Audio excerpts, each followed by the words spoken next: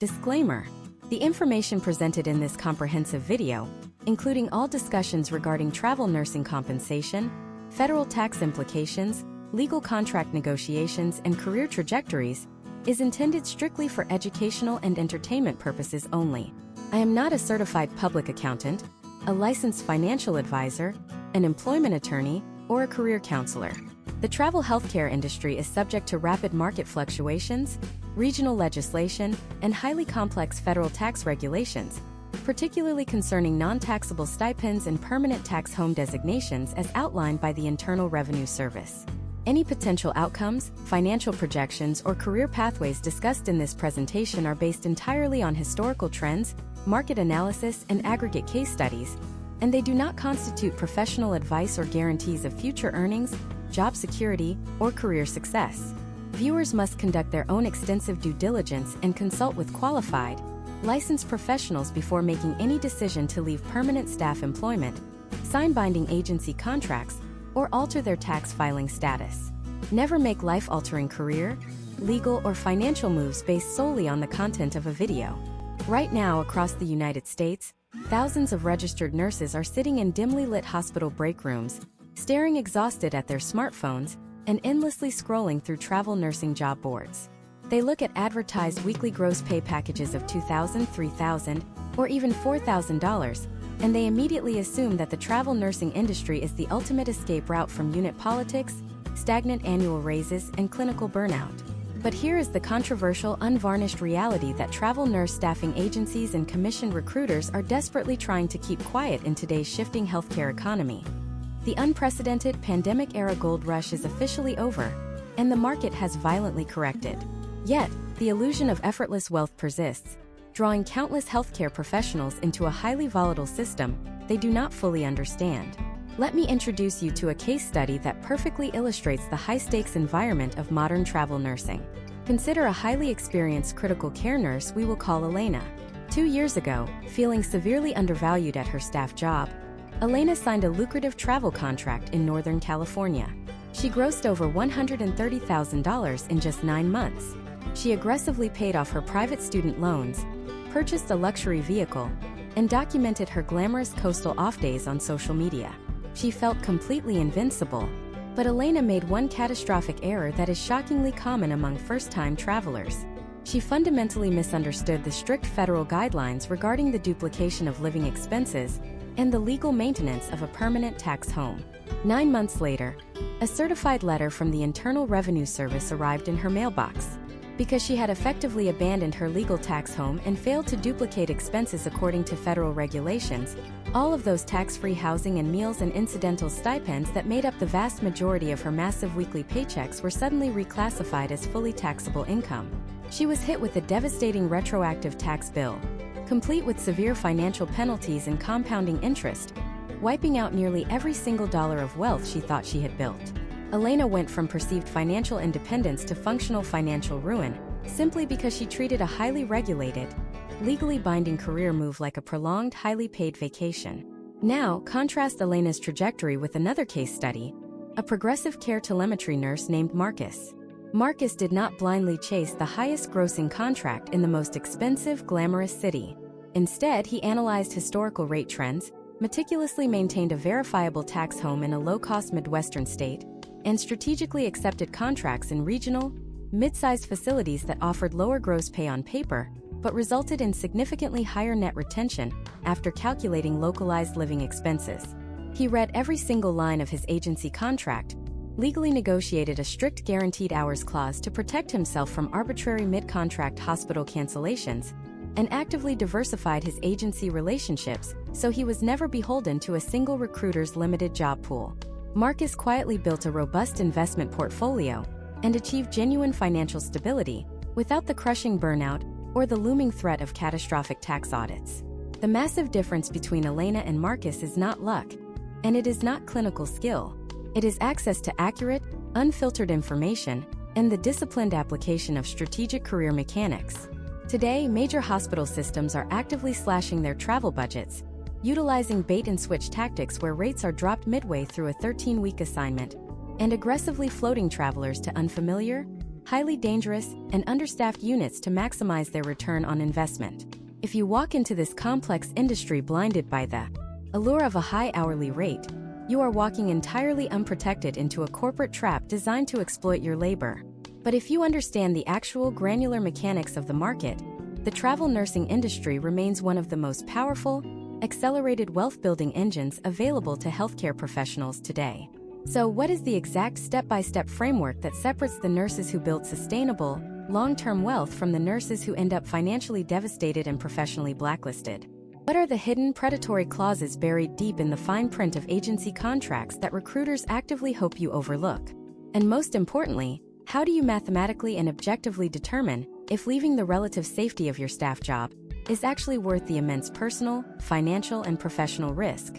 In this comprehensive deep dive masterclass, I am going to completely deconstruct the complex realities, the undeniable advantages, and the severe disadvantages of a travel nursing career in America today. We are moving far beyond the superficial hype and diving straight into the granular, unvarnished reality of the healthcare staffing industry. For the registered nurse, allied health professional, or ambitious nursing student watching this right now, this presentation solves the massive systemic problem of information asymmetry. Right now, the multi-billion-dollar staffing agencies hold all the historical data, all the legal leverage, and all the contractual protection. By the end of this masterclass, that critical power dynamic will shift entirely back to you. We are going to deeply explore the rigorous step-by-step realities of establishing and legally defending a tax home, evaluating blended pay packages to uncover hidden margin skimming by agencies, and ruthlessly protecting your hard-earned clinical license in chronically understaffed, high-liability facilities where you will often be the sole experienced practitioner. I will systematically break down historical market trends to show you exactly how compensation structures have evolved over the last 5 years, allowing you to logically project potential outcomes rather than relying on outdated rumors from social media groups.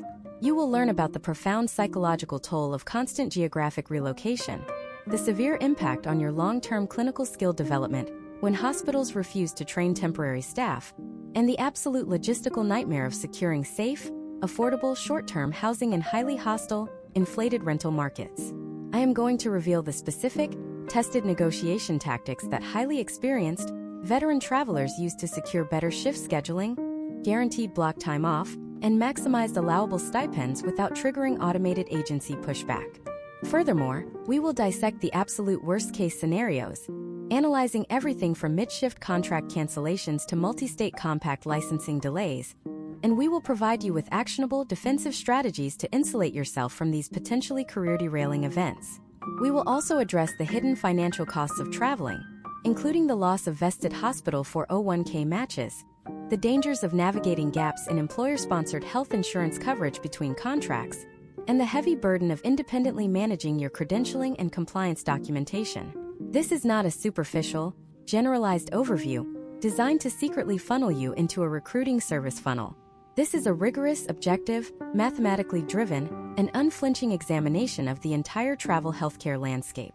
Whether you are desperately seeking a financial exit strategy from a highly toxic permanent staff position, looking to aggressively pay down crippling student loan debt in a condensed time frame, or simply wanting to explore different regions of the country while expanding your clinical adaptability, this masterclass will provide you with the critical, hard-hitting facts you absolutely require to make a fully informed, strategic decision.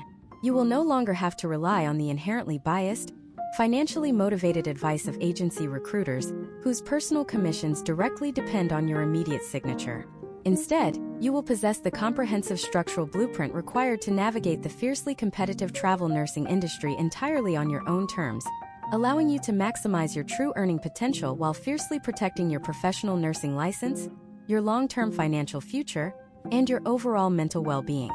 Let us immediately address the primary catalyst that drives the vast majority of clinical professionals to leave their secure permanent staff positions in the first place: the compensation structure. In the year 2026, the financial landscape of travel nursing has evolved into a highly complex, mathematically dense arena that requires absolute precision to navigate safely. When a recruiter aggressively pitches a contract to you, they will almost always focus entirely on the gross weekly estimated pay. They will verbally highlight a number like $3,800 a week, deliberately allowing your mind to calculate massive monthly windfalls. However, to maximize your true earning potential, you must fundamentally deconstruct how that blended rate is actually built. A travel nurse pay package is typically divided into two entirely separate categories. The first is your fully taxable W-2 hourly base wage. The second category is the non-taxable federal stipend, which is legally designated exclusively to cover your duplicated housing, meals, and incidental expenses based on the specific geographic region of your assignment, utilizing guidelines established by the General Services Administration. Agencies have a massive financial incentive to manipulate this ratio by keeping your fully taxable hourly wage artificially low, often paying you less than what a brand new graduate nurse makes on a local med-surg floor. The agency drastically reduces their own burden for employer payroll taxes. They then maximize the tax-free stipends to make the total weekly payout look incredibly lucrative to you. While this maximizes your immediate take-home pay, the long-term potential outcomes of this heavily skewed structure can be severely detrimental. If your taxable hourly base rate is only $20 an hour, your contributions to Social Security are dramatically stunted. Furthermore, if you sustain a severe career-altering back injury while lifting a patient during your assignment, your long-term worker compensation payouts and disability benefits are legally calculated entirely on that minimal $20 base wage, not your inflated $3,800 gross weekly package. You are trading essential, long-term safety nets for immediate, short-term cash flow. And you must understand this mathematical reality before signing anything. Beyond the structure of the pay itself, we must examine the most pervasive and financially destructive tactic utilized in the 2026 travel healthcare market: the mid-contract rate reduction.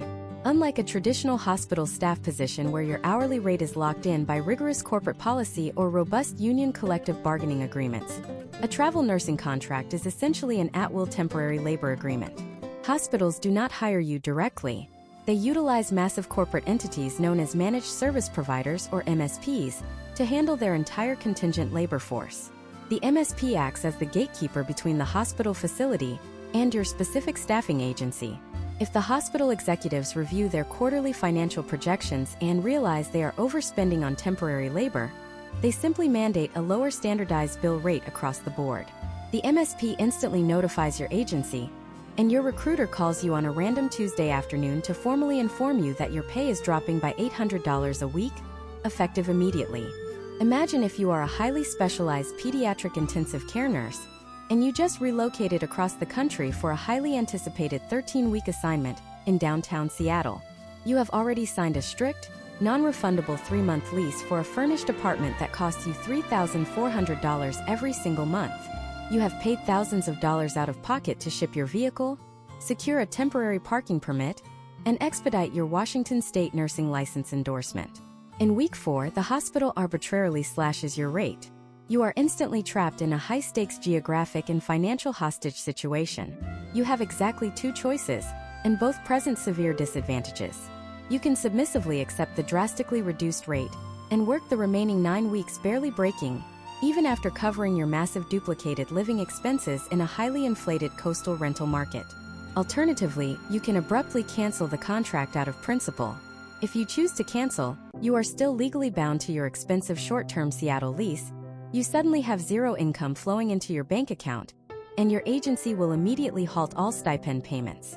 Furthermore, the agency may attempt to enforce hidden contractual clauses to charge you a massive financial penalty for failure to complete the assignment, and the hospital system will likely permanently blacklist you from ever working at any of their associated facilities nationwide. This scenario is not an isolated anomaly. Historical trends over the last few years demonstrate that this bait-and-switch tactic is a standardized cost-saving strategy, deeply embedded within major healthcare conglomerates. They lure highly qualified critical care nurses to desperately understaffed facilities with premium, artificially inflated introductory rates, wait patiently until the nurse is geographically stranded and financially committed to a local lease, and then abruptly pull the funding. Consider a case study involving David, an experienced emergency room nurse operating in Texas in early 2026.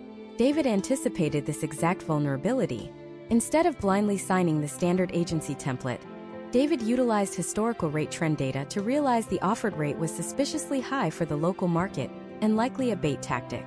He systematically negotiated a strict guaranteed hours and locked rate clause that explicitly prohibited mid-contract reductions unless the hospital census dropped below a specific, verifiable metric.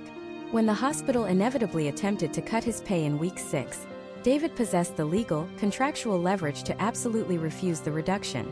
The facility, desperately needing his specific trauma certifications to keep their emergency department functional, was forced to honor the original agreement. David successfully protected his financial baseline strictly because he understood that the standard written contract is engineered exclusively to protect the agency and the hospital system, never the traveling clinician. To truly defend yourself in this environment, you must operate with the ruthlessness of a corporate negotiator. You must look past the flashy gross weekly number and demand transparency regarding the actual bill rate. The bill rate is the total unfiltered amount of money the hospital physically pays the agency for 1 hour of your clinical labor. If the hospital pays the agency $140 an hour, and your total blended compensation package mathematically equates to $80 an hour, the agency is quietly retaining $60 for every single hour you stand at the bedside. That is their gross margin. In the current landscape, highly successful travelers do not passively accept the first package a recruiter presents.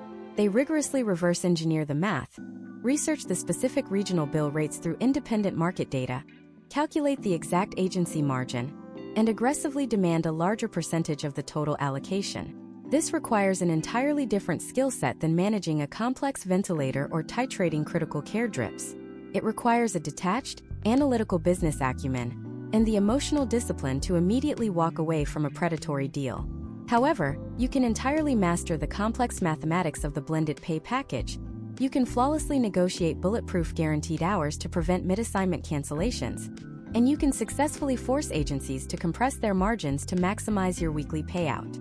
But absolutely all of that strategic financial maneuvering is completely useless if you make one fatal, shockingly common mistake before you even pack your bags. The absolute greatest financial threat to a travel nurse in America today is not a deceptive recruiter, and it is not a budget-slashing hospital administrator. The ultimate catastrophic threat is a comprehensive, multi-year audit by the federal government. If you do not structure your entire professional life exactly according to highly specific, easily misunderstood, and aggressively enforce federal tax regulations, every single tax-free dollar you earn will be legally seized, completely wiping out years of hard-earned wealth. How exactly are thousands of intelligent, educated nurses accidentally committing federal tax fraud every single day? And what is the exact impenetrable framework you must build to ensure you are entirely bulletproof when the audit letter inevitably arrives in your mailbox? To answer this critical question, we must fundamentally dismantle the single most misunderstood concept in the entire travel healthcare industry: the legal definition of a tax home. When a newly minted travel nurse begins speaking with a staffing agency, a highly commissioned recruiter will often casually suggest that the nurse simply use a parent's address, a friend's apartment, or even a basic post office box as their official permanent residence in order to instantly qualify for thousands of dollars in weekly non-taxable stipends. This incredibly common, dangerously negligent advice is the direct mechanism that leads to catastrophic financial ruin. According to the strict, uncompromising guidelines set forth by the Internal Revenue Service, your tax home is not simply the physical location where you receive your mail, where you are registered to vote, or where your driver license is currently issued. In the eyes of the federal government, your tax home is the general metropolitan area of your primary place of business, your main source of income, or your permanent post of duty, regardless of where you maintain your emotional or family home. The non-taxable stipends provided in a travel nursing contract are legally designed for one specific purpose only, which is to reimburse a temporary worker for the duplicated living expenses they are actively incurring while working away from their established tax home.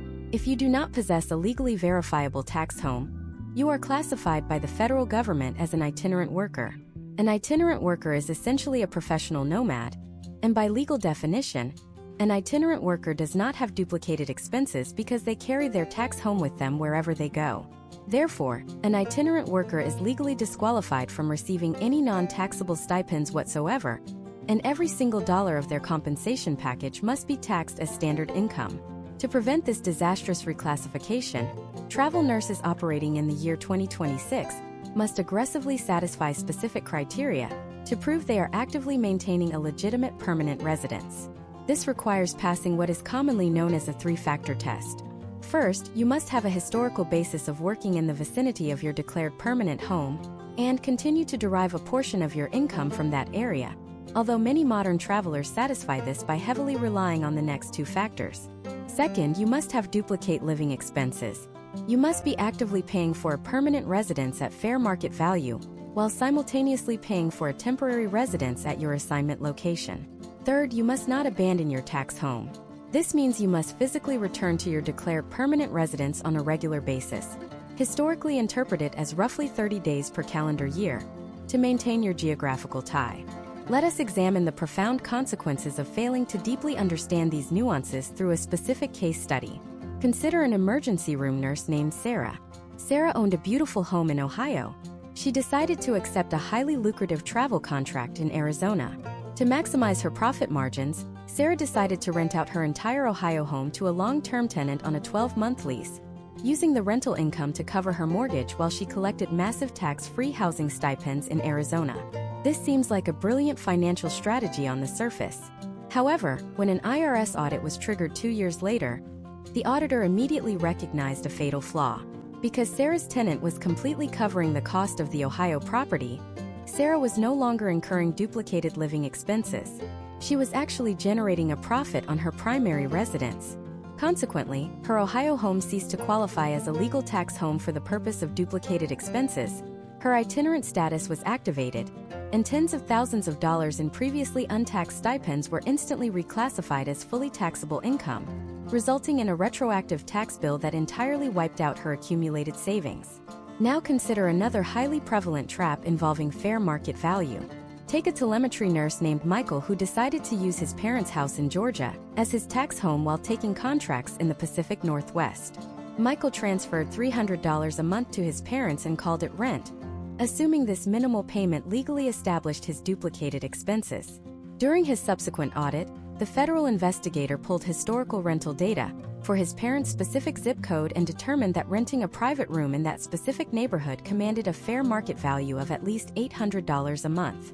Because Michael was paying a heavily discounted, informal family rate rather than a verifiable fair market value, the government invalidated his tax home claim, ruling that he was merely contributing to household expenses rather than maintaining a legitimate, independent permanent residence.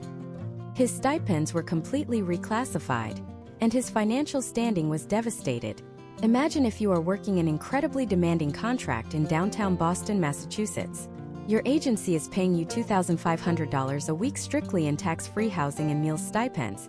To aggressively pay off your nursing school debt, you decide to rent a cheap recreational vehicle outside the city limits for $500 a month, or worse, you decide to sleep in your customized van in a hospital parking garage. While federal guidelines do not explicitly mandate that you must spend every single penny of your allocated stipend on temporary housing, they absolutely mandate that you must incur actual, realistic, and documentable lodging expenses.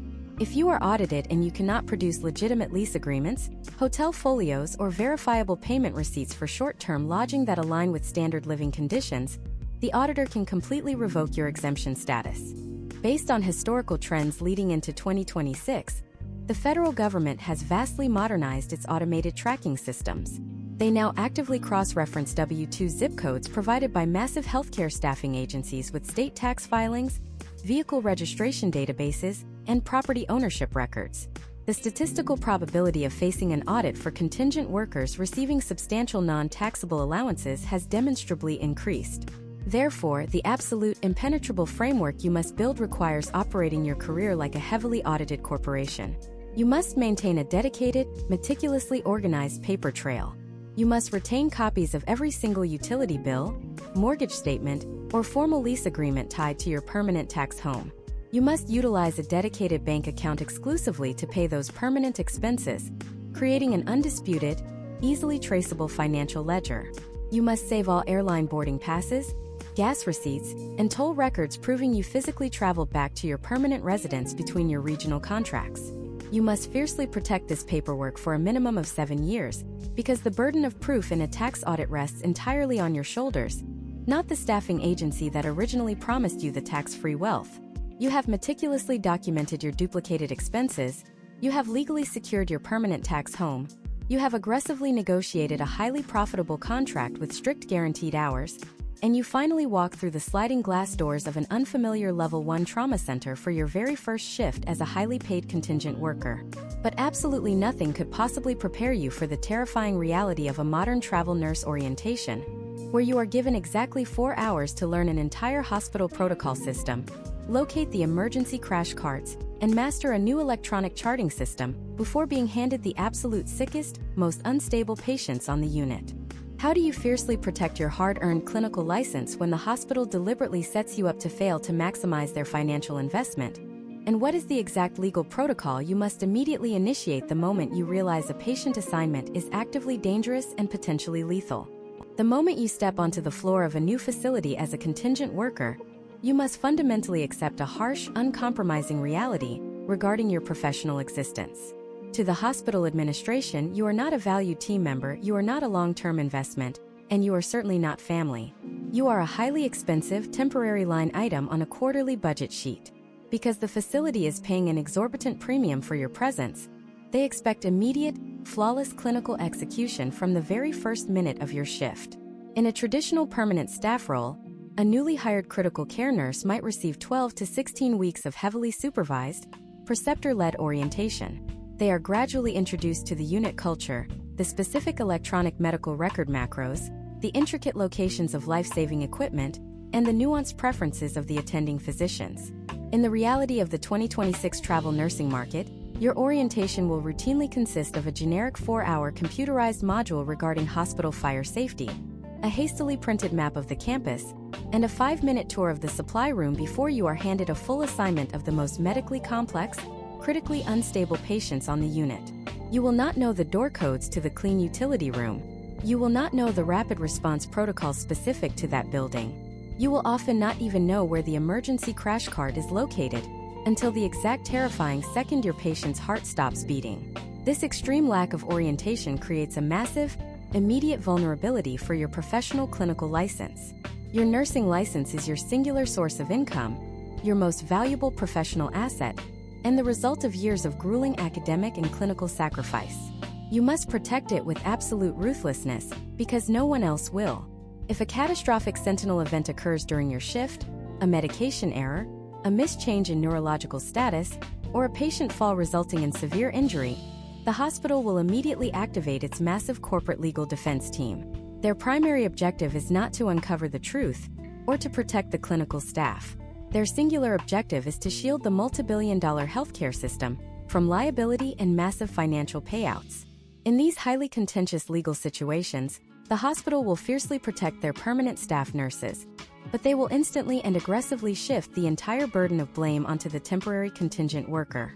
They will argue that you, as a highly compensated travel professional, should have known better, effectively throwing you under the bus to save their own institutional reputation. Your staffing agency will be equally useless in this scenario. The moment you are named in a malpractice lawsuit or brought before the State Board of Nursing for a formal investigation, your recruiter will stop returning your phone calls, and the agency will completely distance itself from your actions. You are entirely alone on an island of liability. Imagine if you are an intensive care nurse operating in a massive urban trauma center in Detroit.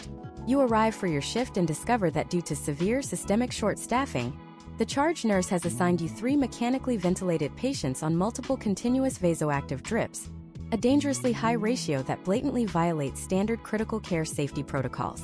The charge nurse looks at you with a mixture of exhaustion and desperation and tells you that there is simply no one else available to take these patients. If you accept that report and take over the care of those 3 critical patients, you have legally assumed total, unmitigated responsibility for their outcomes. If you are delayed in titrating a life-saving medication for patient A because patient B is actively hemorrhaging, and patient A subsequently suffers anoxic brain injury, the State Board of Nursing will not care that the hospital was short-staffed. They will look entirely at your decision to accept an assignment you knew was inherently unsafe. You cannot simply refuse the assignment and walk out the front door, because once you have been formally introduced to the patients, leaving the facility constitutes patient abandonment, which is grounds for the immediate, permanent revocation of your nursing license. Therefore, you must deploy a highly specific, legally documented defense protocol the absolute second you identify a dangerous assignment. You must immediately elevate the issue up the clinical chain of command, moving from the charge nurse directly to the house supervisor or the director of nursing. You must clearly and objectively state that the assignment exceeds safe operational capacity and severely jeopardizes patient safety. If they refuse to alter the assignment, which historical trends dictate they almost always will, you must immediately execute an assignment despite objection form, commonly referred to as an ADO, or a formal protest of assignment document. You must meticulously document the exact patient acuity, the lack of available resources, the specific names of the supervisors you notified, and the exact time of notification. You retain a physical copy of this document, you submit a copy to the Facility Risk Management Department, and you email a highly detailed copy to your personal, encrypted offline storage. While an ADO document does not provide absolute magical immunity from a civil malpractice lawsuit, it establishes a vital, legally admissible, contemporaneous paper trail proving that you formally identified a systemic hospital failure before the adverse event occurred. This highly strategic documentation shifts the burden of gross negligence directly back to the facility administration, providing your personal malpractice attorney with the precise leverage required to defend your license in front of a regulatory board. Beyond dangerous patient ratios, the most heavily weaponized tactic utilized by hospitals in 2026 to extract maximum value from travel nurses is the aggressive mandate of floating. Facilities will frequently lure you in with a contract for a specialized, highly controlled environment like a surgical intensive care unit. But once you arrive, they will utilize a hidden clause in your contract to constantly float you to the chaotic, chronically understaffed emergency department holding area, or a high-volume medical surgical floor where you have zero recent clinical competency. They view a registered nurse simply as a universal, interchangeable resource. Consider a case study involving a nurse named Robert in Florida. Robert was a highly specialized neonatal intensive care nurse. In week 3 of his contract, the adult oncology unit experienced a severe staffing crisis. The house supervisor ordered Robert to float to the adult floor, demanding he administer highly toxic intravenous chemotherapy drugs he had not handled since his undergraduate clinical rotations a decade prior. Robert recognized this as a direct, catastrophic threat to his license.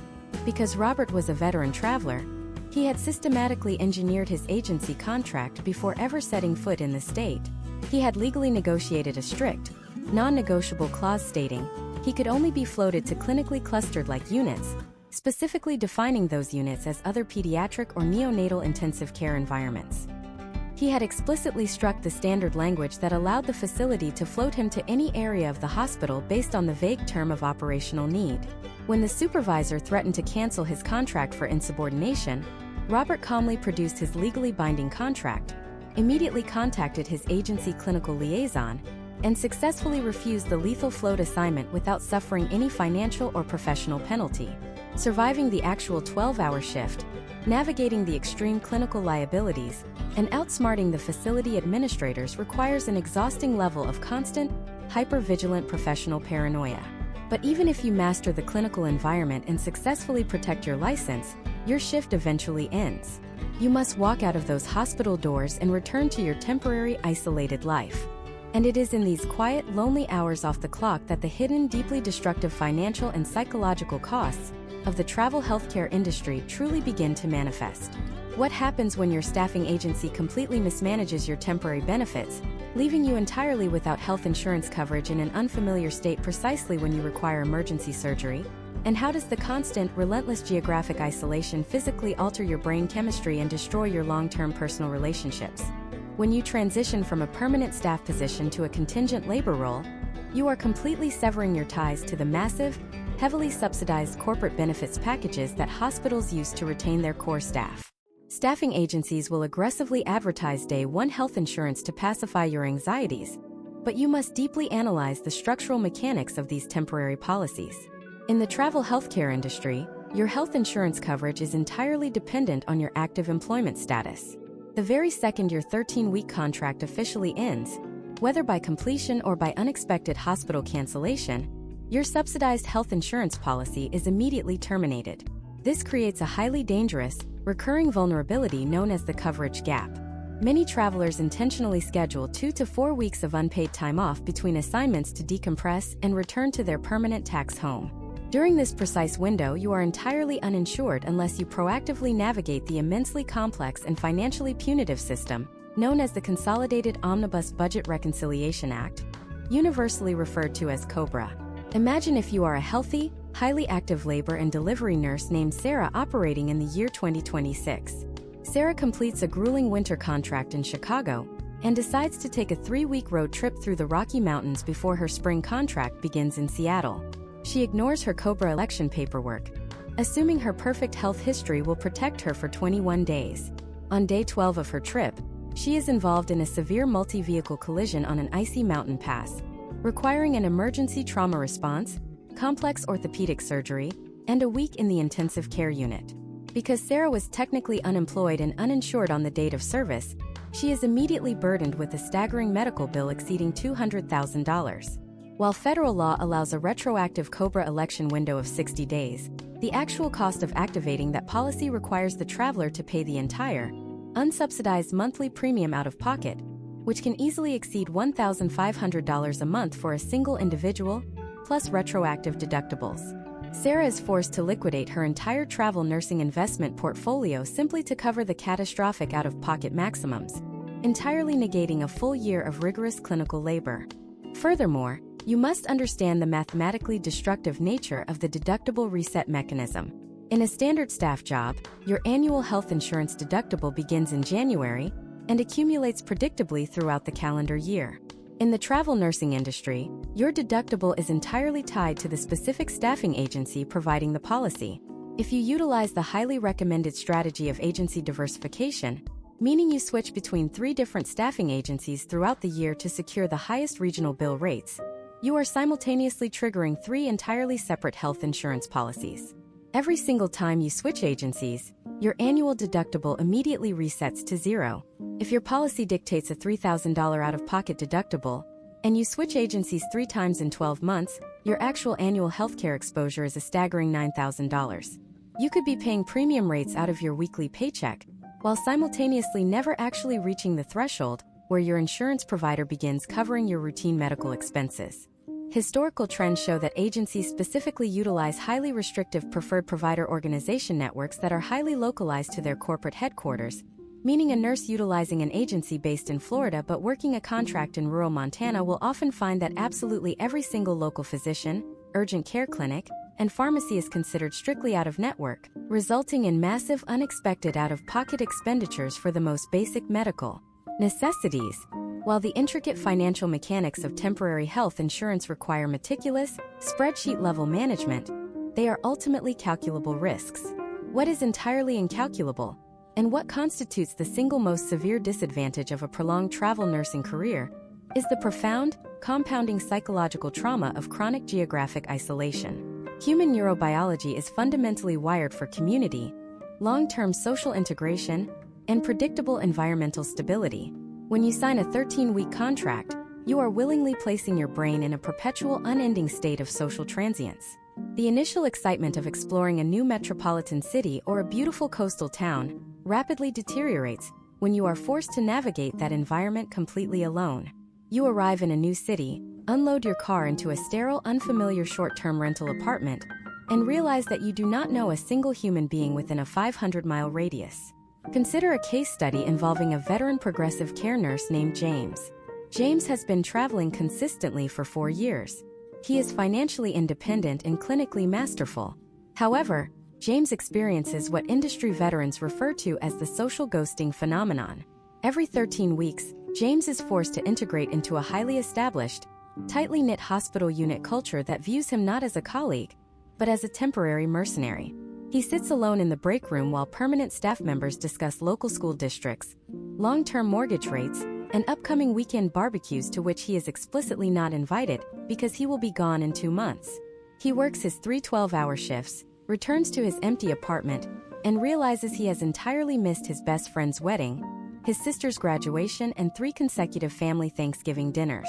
When James attempts to date or build local friendships, the underlying reality of his impending departure poisons the connection. Potential romantic partners immediately withdraw emotional investment the moment they learn he is leaving the state in 60 days. Over several years, James' brain subconsciously adapts to this chronic emotional severing by proactively refusing to form deep connections in the first place, leading to a profound, inescapable sense of existential loneliness. This creates a highly specific, exceptionally dangerous form of traveler burnout. This is not the standard clinical burnout caused by high patient ratios or alarm fatigue. This is a deep structural burnout caused by the relentless lack of an emotional anchor. You become a professional spectator in the lives of everyone around you. You watch your friends back home buy houses, start families, and build deep, compounding community roots through the curated lens of social media, while your own existence feels entirely compartmentalized into 13-week increments. You have absolute financial freedom, but you have entirely sacrificed the foundational human need to belong to a specific place and a specific group of people. This psychological attrition is the primary historical reason why the average lifespan of a travel nursing career rarely exceeds 3 to 5 years before the clinician is forced to seek a permanent staff position, simply to regain their sanity. So you have meticulously calculated your exposure to the coverage gap. You have deployed advanced strategies to mitigate the catastrophic resetting of your healthcare deductibles. And you have actively fortified your mental resilience against the crushing weight of inevitable geographic isolation. You are clinically and psychologically prepared to maximize your temporary income. But to actually execute this career, you must now enter the single most ruthless, entirely unregulated, and highly predatory arena in the entire travel healthcare ecosystem: the short-term housing market. How exactly are corporate landlords, aggressive property management conglomerates, and algorithmic short-term rental platforms specifically identifying and financially exploiting travel nurses in 2026? And what are the exact, unconventional, and highly guarded negotiation strategies you must instantly deploy to secure safe, hygienic, and affordable lodging without signing away your entire weekly tax-free stipend? In the year 2026, the short-term housing market for healthcare professionals has transformed into a high-stakes digital battlefield, where algorithms are specifically tuned to extract the maximum possible percentage of your tax-free stipends. If you rely solely on major, mainstream short-term rental platforms, you are participating in a system where prices are dynamically inflated based on the exact moment a large hospital system announces a new batch of travel nursing contracts. These platforms utilize geofencing and historical data to recognize when hundreds of clinicians are suddenly searching for 3-month leases in a specific metropolitan area like Denver or Nashville.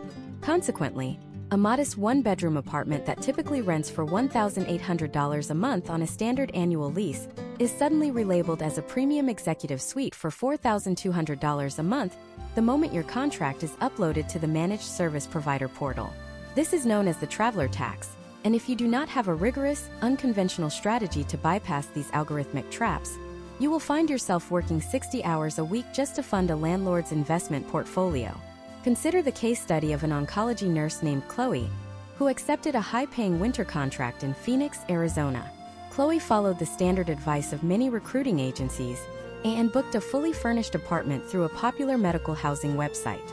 She felt secure because the platform was marketed specifically to nurses. However, because she signed the digital agreement without physically inspecting the property or verifying the management's reputation, she arrived to find a unit with systemic mold issues, non-functional heating during a record-breaking cold snap, and a serious security vulnerability with the front door lock. When Chloe attempted to terminate the agreement to find safer lodging, the platform pointed to a predatory clause in the fine print that mandated a 50% cancellation fee of the entire 3-month stay. Chloe was faced with a choice between losing $6,000 of her hard-earned savings or living in a hazardous, unhygienic environment while working back-to-back 12-hour shifts. This is the structural vulnerability of the modern traveler.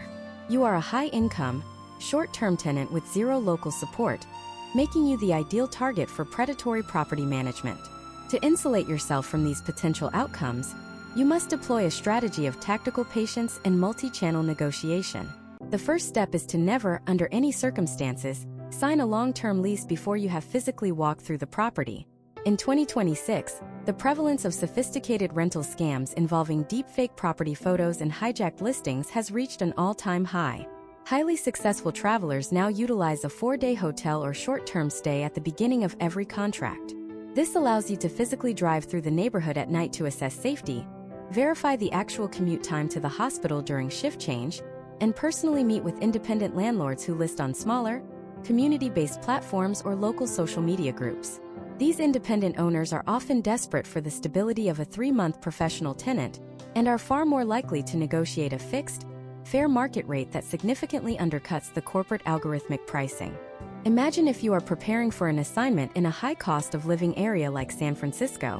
Instead of accepting the first $4,000 studio apartment you see online, you utilize a strategy of direct outreach. You identify properties that have been sitting vacant on standard rental sites for more than 30 days. You contact the owner directly and present them with a professional tenant resume, which includes your nursing license verification, your formal agency contract with your redacted pay rate proving your ability to pay, and references from previous short-term landlords. You highlight that as a night shift nurse, you will be sleeping during the day, you have no pets, and you are a low-impact tenant who will essentially be using the space only for rest. Historical trends show that by positioning yourself as a high-quality, low-risk professional rather than a transient tourist, you can often negotiate a 20 to 30% reduction in the advertised monthly rate. Furthermore, you must rigorously negotiate the move-out clauses. Most standard leases are designed for one-year terms, but a travel nurse's life is dictated by the hospital's operational needs. If your contract is canceled in week 3 due to a low patient census, you cannot be tethered to a 3-month housing commitment. You must demand a diplomatic clause or a contract cancellation clause in your lease agreement. This clause explicitly states that if your professional healthcare contract is terminated for any reason through no fault of your own, you are permitted to vacate the property with a maximum of 7 to 14 days notice without further financial penalty.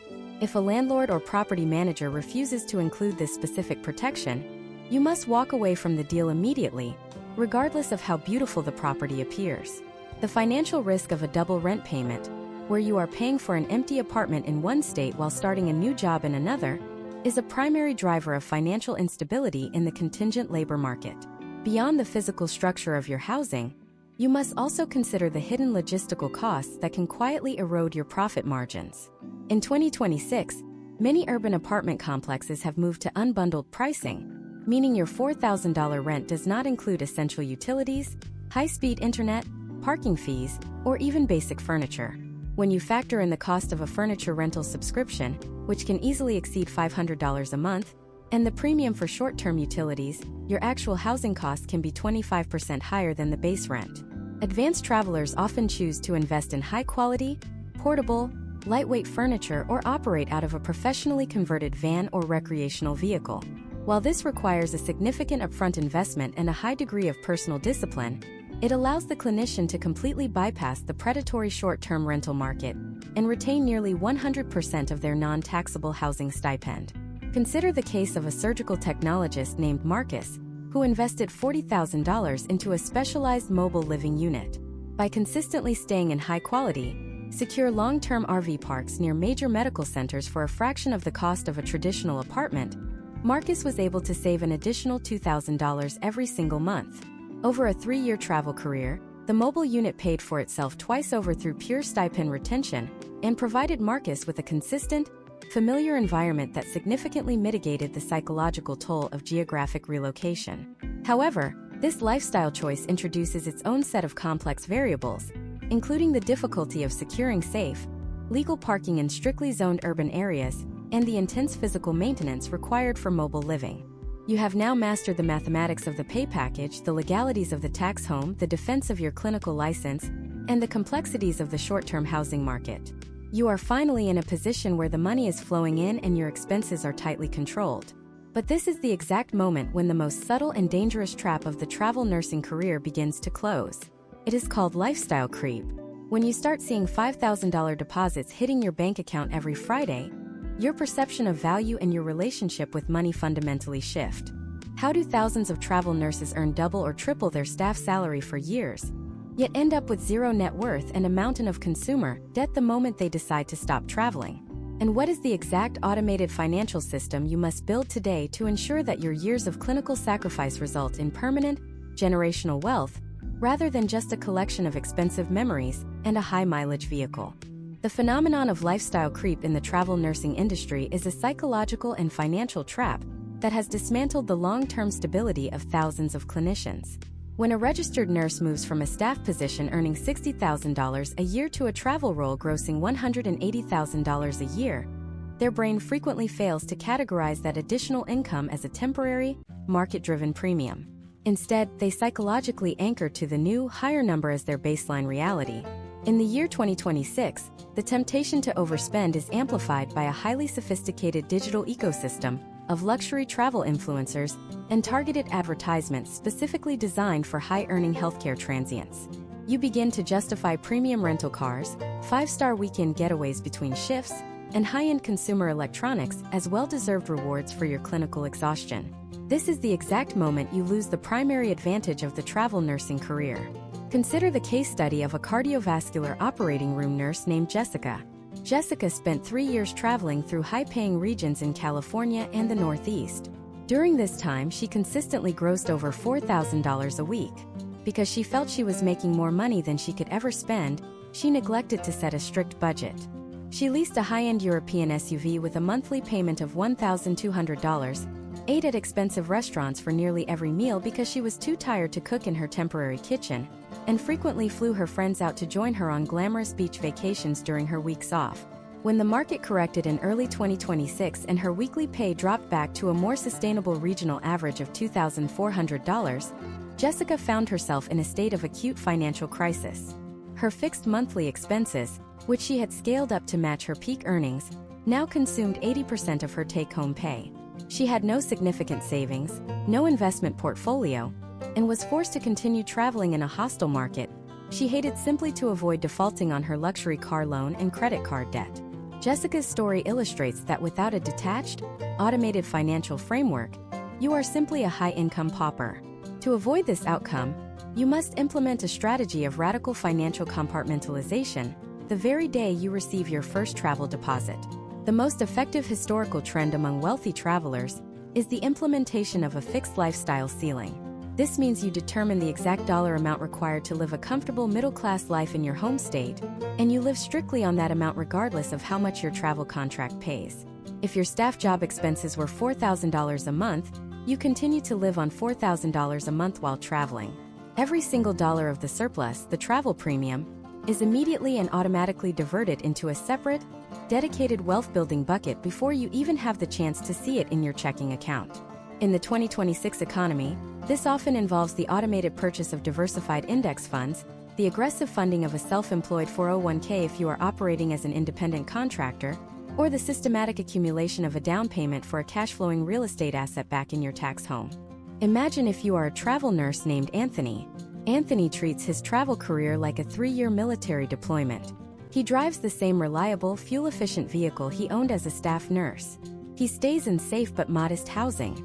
He utilizes a dedicated high-yield savings account for his non-taxable stipends and a separate brokerage account for his taxable hourly wages. Because he automated his transfers, Anthony accumulated over $200,000 in liquid assets over 36 months. While his colleagues were buying designer bags and luxury watches, Anthony was buying time. When he decided he was tired of the bedside in late 2026, he had the financial runway to take a year off, return to school for an advanced degree, or start a private consulting business. Anthony used travel nursing as a bridge to a different life, while Jessica used it as a treadmill to nowhere. Furthermore, you must account for the loss of institutional wealth-building mechanisms. When you leave a staff job, you lose the employer-sponsored 401k match, which is essentially a guaranteed 100% return on a portion of your income. You also lose the vesting schedule for hospital pensions or profit-sharing plans. To compensate for this, you must be far more aggressive with your own retirement planning. Many travelers in 2026 utilize a health savings account, or HSA, as a secondary investment vehicle, taking advantage of the triple tax benefits to offset the high cost of temporary health insurance. You must also account for the fact that as a traveler, you are responsible for your own professional development costs, including expensive certifications like advanced cardiac life support, pediatric advanced life support, and specialized trauma credentials. A staff nurse gets these paid for by the hospital. A travel nurse pays out of pocket and loses a day of wages to attend the class. These hidden costs can easily total $5,000 a year, and if you are not tracking them as business expenses, they will quietly erode your net worth. The final component of this financial framework is the construction of a massive, untouchable emergency fund. In the travel industry, your income can vanish in 24 hours. A hospital can cancel your contract, an agency can go bankrupt, or a global health event can shift the entire demand for labor. While a staff nurse might be comfortable with a 3-month emergency fund, A travel nurse in 2026 requires a minimum of 6 to 9 months of full living expenses. This fund must be liquid and accessible, providing you with the psychological power to walk away from a toxic or dangerous assignment without fearing for your ability to pay rent. This is your walk-away money, and it is the only true form of job security in a contingent labor market. You have now built the clinical, legal, and financial fortress required to thrive as a travel nurse. You are earning more than you ever thought possible. Your taxes are bulletproof, your license is protected, and your wealth is growing on autopilot. You are the absolute top 1% of healthcare professionals in terms of strategic career management.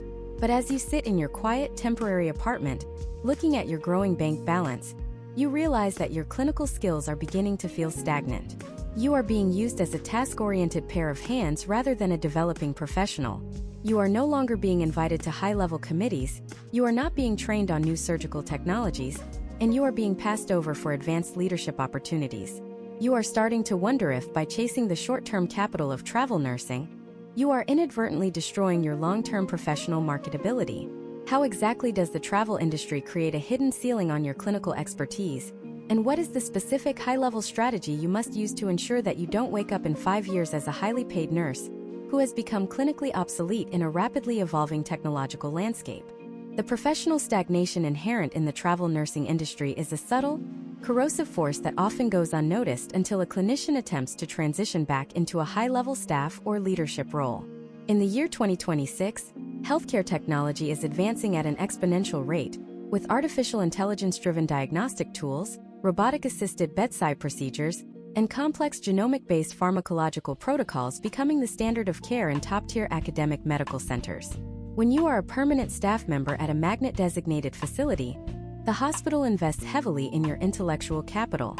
They send you to national conferences, they provide subsidized specialty certification reviews, and they train you on the latest medical equipment as soon as it is unboxed.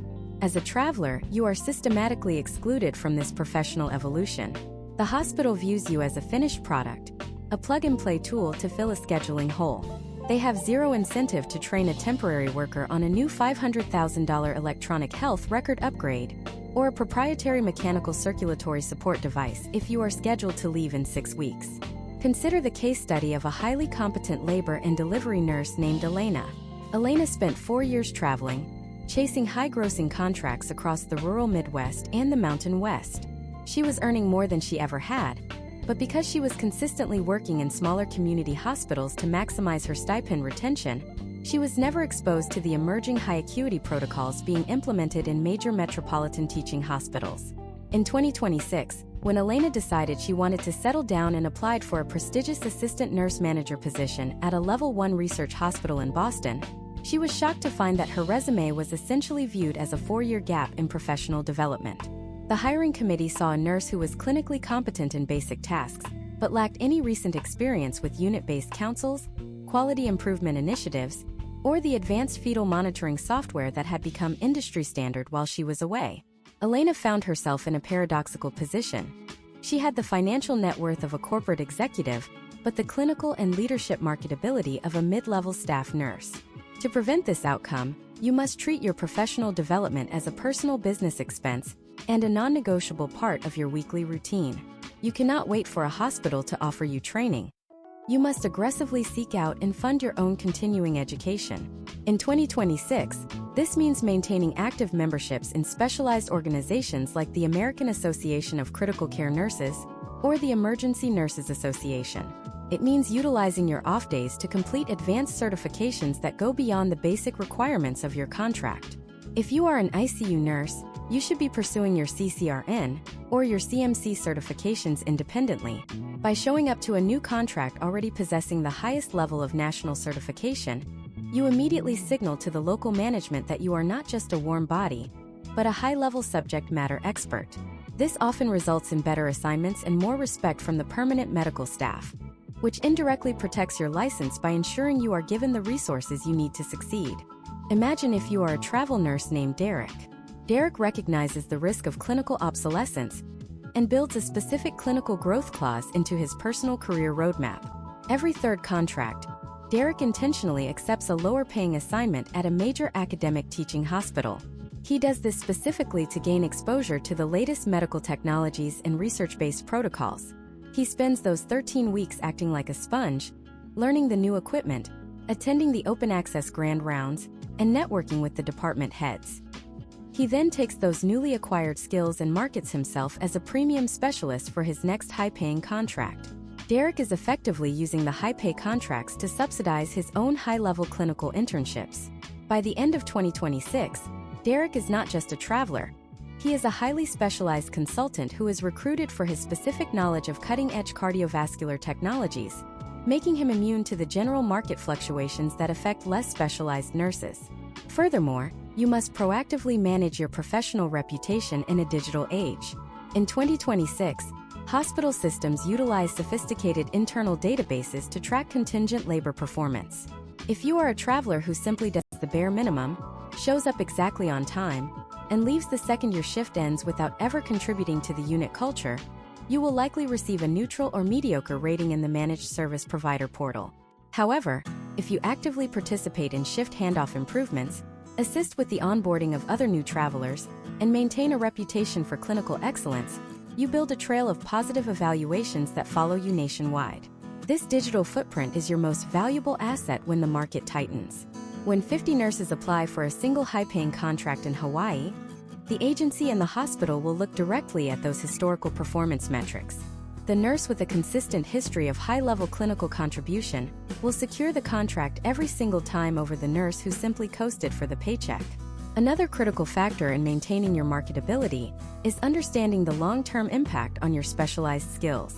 If you are a high-acuity trauma nurse but you spend 2 years taking low-acuity med-surg contracts because the pay is slightly higher, your critical thinking skills and your ability to manage high-stress clinical emergencies will demonstrably atrophy. This is a physiological reality of the brain's neuroplasticity. Clinical expertise is a perishable skill. To stay sharp in 2026, you must ensure that your contract history reflects a consistent level of acuity that aligns with your long-term career goals. If you want to eventually become a nurse practitioner or a certified registered nurse anesthetist, taking easy contracts is a strategic error that could cost you admission into a competitive graduate program later. You must balance the immediate financial potential outcomes with the long-term historical trends of your specific career path. You have now mastered the art of clinical growth while traveling. You are financially independent, legally protected, and clinically at the top of your game. You have successfully navigated the most complex career path in modern healthcare. But there is one final overarching variable that can render all of your careful planning irrelevant in a matter of days. We are talking about the macroeconomic and legislative environment of the United States healthcare system. As we move deeper into 2026, there are massive coordinated efforts by hospital lobbying groups to implement federal pay caps on temporary healthcare labor and to drastically change the way multi-state licensing compacts operate. These legislative shifts could fundamentally break the travel nursing model as we know it. How do you prepare for a future where the six-figure travel contract might be legally abolished? And what is the ultimate exit strategy you need to have in place right now to ensure you are never caught on the wrong side of a systemic industry collapse? As we move through the year 2026, the travel nursing industry is facing a level of legislative and economic scrutiny that has not been seen since its inception in the late 1970s. For years, the industry operated in a relatively unregulated environment, but the massive shifts in healthcare spending and labor dynamics following the early 2020s have brought travel nursing directly into the crosshairs of federal and state lawmakers. If you are building a career on the assumption that the current model of high-grossing, tax-advantaged contracts will remain unchanged forever, you are ignoring significant historical trends and emerging legislative signals that suggest a major systemic correction is already underway. The most immediate and high-profile development in 2026 is the ongoing implementation of the One Big Beautiful Bill Act, which was signed into law in July 2025. While this sweeping legislation focuses heavily on restructuring Medicaid and redirecting over $1 trillion in healthcare funding, its secondary effects on travel nursing are profound. At the heart of this shift is a massive reduction in Medicaid reimbursement for many hospitals, particularly in expansion states where payments are now being capped at or slightly above Medicare rates. For the travel nurse, this creates a situation where hospital administrators are operating with significantly tighter budgets. Historically, when hospital margins compress, the very first line item to be slashed is the contingent labor budget. As a result, We are seeing a trend where hospitals are renegotiating their contracts with managed service providers to lower bill rates and increase the use of internal float pools and regional travel programs, effectively cutting out the third-party staffing agencies that many nurses rely on. Plus one. Furthermore, while the 2025 federal legislation did not include a direct, universal pay cap on travel nurse wages, the threat has not entirely disappeared. Instead, the legislative focus has shifted toward the Travel Nursing Agency Transparency Study Act. This act directs the Government Accountability Office to conduct an exhaustive, multi-year investigation into the business practices of staffing agencies. The government is specifically looking for evidence of price gouging and excessive profit margins that occurred during the pandemic surges, where agency margins reportedly spiked from a historical average of 15% to over 60% in some cases. The potential outcome of this investigation is not a cap on your salary, but a cap on the gross margin an agency can retain. While this might sound beneficial for the nurse, a forced reduction in agency profitability often leads to industry consolidation. Smaller boutique agencies that offer personalized service and high-touch advocacy may be forced out of the market, leaving only a few massive corporate conglomerates that prioritize volume over individual nurse safety and satisfaction. Plus two. Imagine if you are a travel nurse named Sarah, specializing in rural healthcare in 2026. Under the new legislative framework, the facility where you have worked 3 consecutive contracts is facing a 30% reduction in its Medicaid funding. Despite the existence of the $50 billion Rural Health Transformation Program, the hospital can no longer justify your premium travel rate.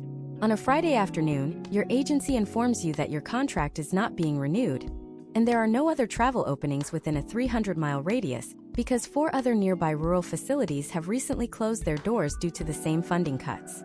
Sarah is suddenly forced to compete with hundreds of other displaced rural travelers for a limited number of high-acuity positions in urban centers.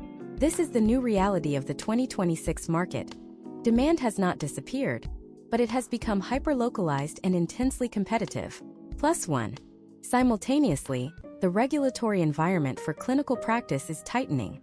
As of January 1, 2026, the Joint Commission has implemented new national performance goals that mandate safe staffing as a core requirement for hospital accreditation. While this is a massive win for patient safety and may actually increase the baseline demand for nurses to ensure compliance, it also means that hospitals will be under immense pressure to prove the competency of every person on the floor. You can expect the credentialing process to become significantly more rigorous. In 2026, it is no longer enough to have a pulse and a license. Hospitals are demanding verifiable, real-time data on your clinical skills and historical performance metrics before they will allow you to step foot on a unit. Plus one. In addition to these clinical and budgetary shifts, the Internal Revenue Service has modernized its auditing algorithms to better target the travel healthcare sector. The 12-month rule, which dictates that an assignment becomes indefinite the moment you expect to work in a single location for more than a year, is being enforced with newfound precision. In the past, some nurses attempted to restart their 12-month clock by taking a short break or switching agencies while staying in the same city. In 2026, the IRS is utilizing cross-reference data from state boards of nursing and digital payment platforms to identify these patterns. If you are caught violating the one-year rule, the tax-free status of your entire year's worth of stipends is retroactively revoked, creating a financial liability that can exceed $50,000 in a single tax year.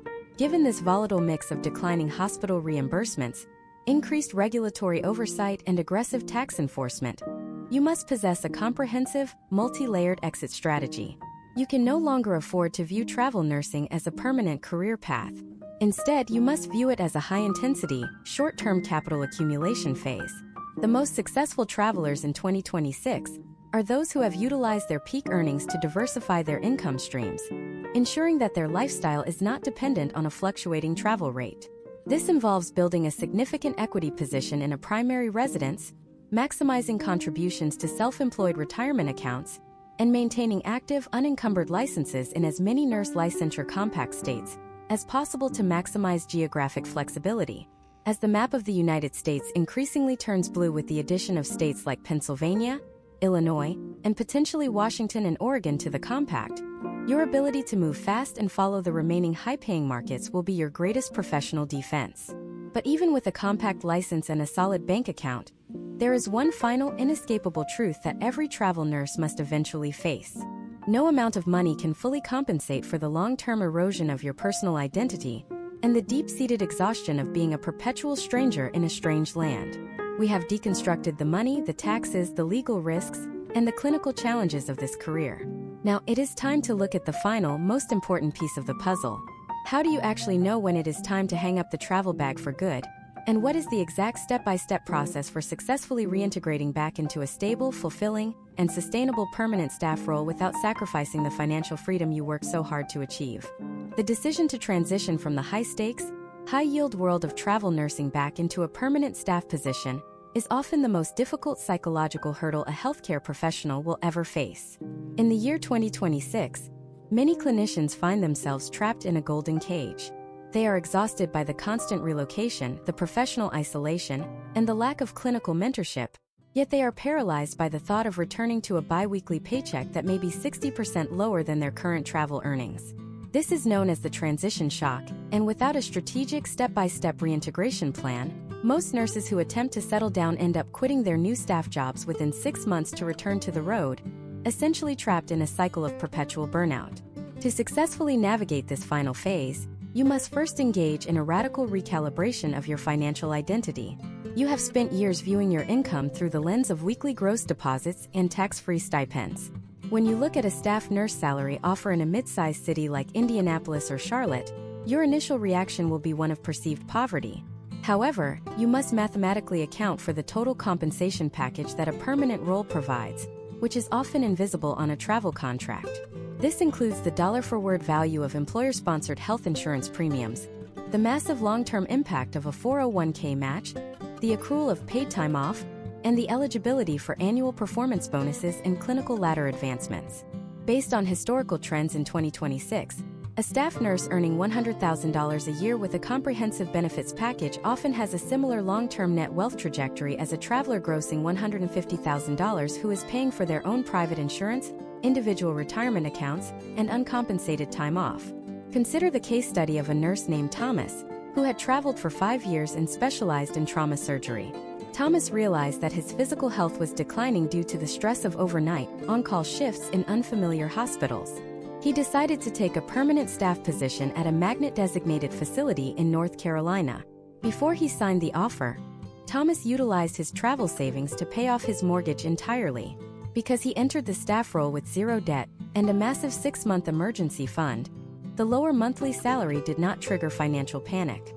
Thomas was able to focus entirely on his clinical practice and eventually moved into a surgical educator role within 18 months. He successfully traded his short-term travel premium for long-term career stability and professional authority. The second step in a successful reintegration is the proactive repair of your clinical and leadership resume. As we discussed previously, the travel industry can lead to a perception of clinical stagnation. When you apply for a permanent role in 2026, you must reframe your travel experience as a specialized asset rather than a series of temporary jobs. You must highlight your radical clinical adaptability, your ability to master multiple electronic medical record systems, and your experience working in diverse, high-pressure environments across different state jurisdictions. You should seek out facilities that offer a clinical ladder program, which allows you to move from a staff nurse 1 to a staff nurse 3 or 4, based on your certifications and contributions.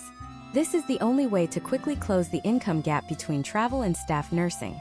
By leveraging your travel-acquired certifications and your broad clinical perspective, you can often negotiate a higher starting salary or a significant sign-on retention bonus, which many hospitals are using in 2026 to lure experienced clinicians back into the fold. Imagine if you are a nurse named Linda, who is ready to stop traveling after 3 years. Linda does not just apply for the first open position she sees. Instead, she conducts a deep dive into the hospital's financial health and its history of labor relations. She looks for facilities that have recently invested in staff retention programs, such as student loan repayment assistance or tuition reimbursement for advanced degrees. Linda uses her final travel contract to save an additional $20,000 specifically designated as her transition fund. This allows her to take a full month off between her last travel shift and her first staff orientation day, giving her brain the necessary time to decompress from the traveler's hypervigilance. When she starts her new job, she is not arriving as a burnt-out mercenary. She is arriving as a rested, highly skilled professional ready to invest in a community. Furthermore, you must prepare for the social reality of being the new person in a permanent environment. In the travel world, you were a ghost. In the staff world, you are a neighbor. You will be expected to attend staff meetings, participate in unit councils, and build long-term relationships with your colleagues. This requires a shift from a transaction-based mindset to a relationship-based mindset. Historical trends show that nurses who successfully reintegrate are those who lean into the unit culture, offering their diverse perspective without being the person who constantly says, "Well, at my last hospital in California, we did it this way." Humility and a genuine desire to contribute to the long-term success of the unit are your greatest social assets during the first year of a permanent role. However, even with a perfect financial and social plan, there is one final overarching question you must answer before you ever pack your bags for that final trip home. The healthcare industry of 2026 is fundamentally different than it was when you first started your career. The rise of artificial intelligence, the shifting federal funding models, and the increasing complexity of patient acuity mean that a staff job is no longer a passive, low-stress alternative to travel. It is a different kind of high-stakes environment. You must ask yourself if you are truly seeking a permanent home, or if you are simply running away from a market that has become too difficult to navigate. If you do not address the underlying reasons for your career dissatisfaction, you will find that the same burnout follows you to your new permanent desk. As we conclude this deep dive masterclass, you now possess the complete structural blueprint for the travel nursing industry in America. You understand the hidden traps of the taxed home, the predatory nature of the housing market, the legal defense strategies for your clinical license, and the psychological weight of geographic isolation. You are no longer a passive participant in the healthcare labor market. You are an informed, strategic operator. Whether you choose to stay on the road and maximize your short-term capital or transition back to a permanent role to build long-term institutional authority, you are doing so with your eyes wide open. The travel nursing gold rush may have evolved, but for the nurse who understands the granular mechanics of the system, the potential outcomes remain incredibly powerful. The question is no longer about whether you should travel, it is about how you will use that experience to build the life you actually want to live. This concludes our 10-part masterclass series on the travel nursing career. But the evolution of healthcare labor does not stop here. In our next deep dive, we are going to explore the emerging world of healthcare entrepreneurship and independent clinical consulting. We will look at how nurses are bypassing both the hospitals and the staffing agencies to build their own private practices, legal nurse consulting firms, and specialized education platforms. If you thought the travel nursing paychecks were significant, wait until you see the historical trends of nurses who have successfully transitioned from the bedside to the boardroom. Are you ready to stop being the labor and start being the architect of the entire system? That journey begins in our next session.